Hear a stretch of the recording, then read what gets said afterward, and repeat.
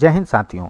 आज की क्लास में हम लोग शिक्षा और संस्कृति के अधिकार के तहत अनुच्छेद 30 को पढ़ेंगे।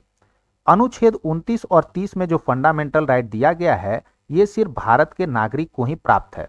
हम लोग ऑलरेडी डिस्कस कर चुके हैं। 5 ऐसे फंडामेंटल राइट हैं जो कि सिर्फ भारत के नागरिक को प्राप्त हैं। कौन कौन से?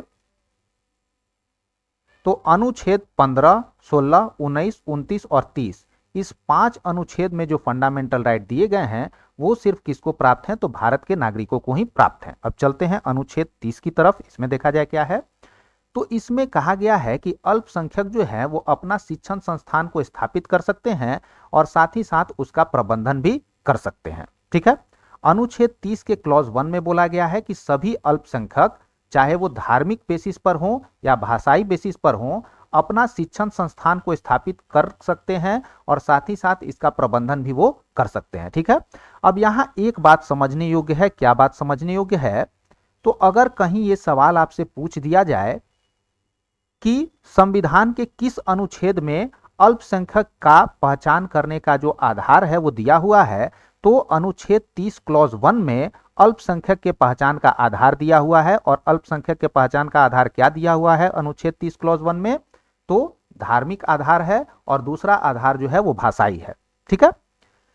इस प्रकार की शिक्षण संस्थान यानी जो अल्पसंख्यक के द्वारा इस्टेब्लिश शिक्षण संस्थान होगा उसमें अनुच्छेद 15 क्लॉज 5 लागू नहीं होगा। यानी इस प्रकार के जो शिक्षण संस्थान होंगे उसमें शैक्षणिक और सामाजिक स्तर पर जो पिछड़े लोग हैं उनको आरक्षण देने वाला जो क्राइटेरिया था अनुच्छेद 15 क्लॉज 5 में वो लागू नहीं होगा। ये संस्थान 50% तक आरक्षण अपने समुदाय के लोगों के लिए रख सकते हैं। ठीक है। मान लीजिए कोई मुस्लिम के द्वारा जो है इस्टेब्लिश आपका शिक्षण संस्थान है तो उसमें 50% तक मुस्लिम आरक्षण दिया जा सकता है। कोई ईसाई के द्वारा इस्टेब्लिश्ड अगर शिक्षण संस्थान है तो उसमें 50% तक ईसाई का जो है वो आरक्षण रखा जा सकता है। आगे चलेंगे।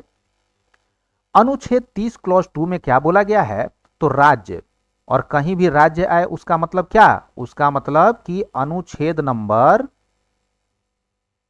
12 में जो हम लोगों ने राज्य डिफाइन किया है वो राज्य किसी शिक्षण संस्थान को सहायता प्रदान करते समय इस आधार पर भेदभाव नहीं करेगी कि यह शिक्षण संस्थान किसी धार्मिक या भाषाई अल्पसंख्यक के द्वारा चलाया जा रहा है। ठीक है। मान लीजिए क्या है कि 100 जो है वो आपका शिक्षण संस्थान है। ठीक। इसमें से क्या है?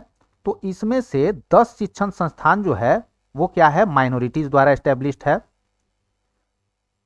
तो यदि जो है राज्य क्या कर रही है, तो कोई मान लीजिए स्कीम ला रही है तो वो क्या करेगी? 100 के 100 शिक्षण संस्थान के लिए स्कीम लाएगी। ऐसा नहीं कि 10 जो ये शिक्षण संस्थान माइनॉरिटी के द्वारा एस्टेब्लिश्ड है इसको उस स्कीम में बेनिफिट नहीं देगी, इस बेसिस पर कि ये शिक्षण संस्थान जो है वो माइनॉरिटी के द्वारा एस्टेब्लिश किया गया है तो हम इसको बेनिफिट नहीं देंगे। अगर ऐसा राज्य जो है वो करती है तो ये क्या होगा? अनुच्छेद 30 क्लॉज 2 का अवहेलना होगा। ठीक है। यानी ये सरकार का डिसीजन, ये राज्य का डिसीजन जो है वो क्या हो जाएगा?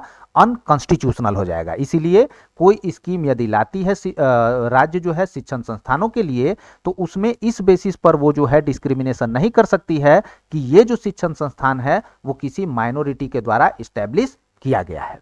ठीक है।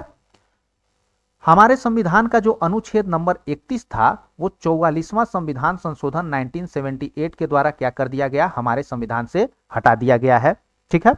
तो अगले क्लास में हम लोग क्या करेंगे? अनुच्छेद नंबर 32 को पढ़ेंगे जो कि एक बहुत ही इंपॉर्टेंट अनुच्छेद है किसी भी कॉम्पिटिटिव एग्जाम के लिए। आज का वीडियो यदि पसंद आए तो लाइक शेयर सब्सक्राइब जरूर करें। Thanks for watching students. Bye. Have a nice day.